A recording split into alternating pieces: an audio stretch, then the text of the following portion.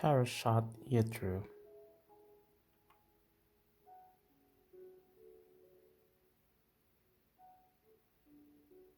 Erev Shabbat, 14th of February.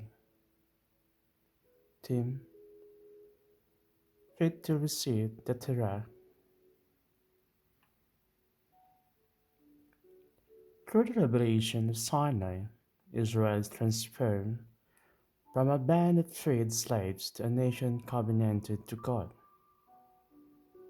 In this parashah, we have the moment when God revealed the Torah to humanity, or more specifically, it was given to the Israelites that they would leave it and thereby reveal it to the rest of the world.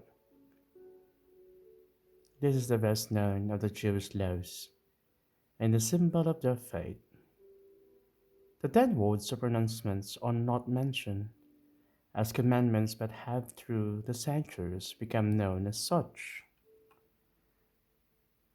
It would have been a truly spectacular moment where the people gathered at the foot of the mountain amid thunder and lightning, perhaps even fearful, and wondering what will happen next.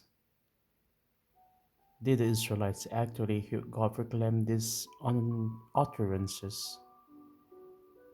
Some scholars state that they heard of 10 utterances, while others claim that God spoke only the first two and that Moses gave the remaining 8.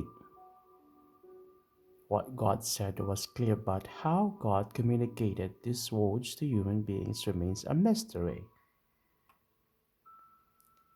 In the verse I, the Lord your God, lacks an imperative verb, in itself not a commandment, but rather an introduction to the entire Decalogue.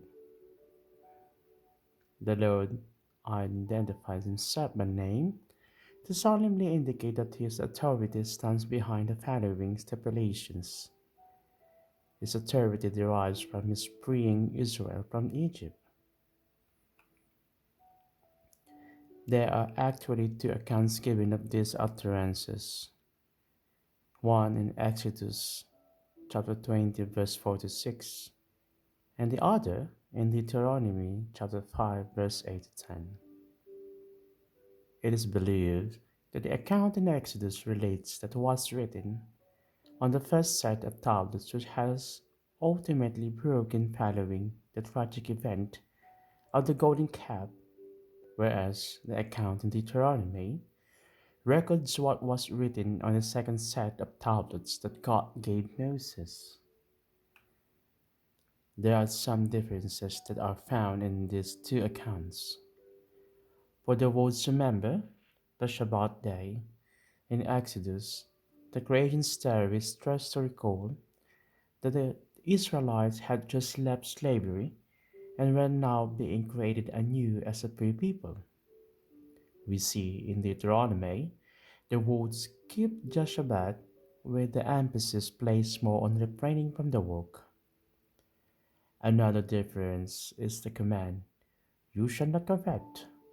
In Exodus, the importance is placed on something that belongs to someone else, whereas in Deuteronomy, it goes further, stating, you shall not desire.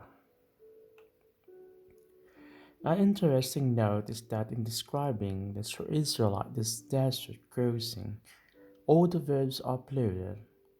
They journey, they entered. Now, for the first time, the Hebrew verb for encamped is singular, suggesting that only after they had transgressed the differences did they become one people fit to receive the Torah. Since humanity is created in God's image and having been entrusted with the commandments toward God's creation, and all fellow human beings, we are definitely challenged to live morally and to leave this world a better place than when we came to it. This set of commands remains the simplest and shortest guide for creating a good and upright society.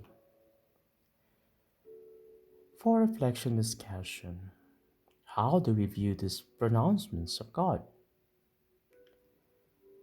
Are they only as laws to be kept, or are they revealing God's character and intentions to have a relationship with each of God's creatures?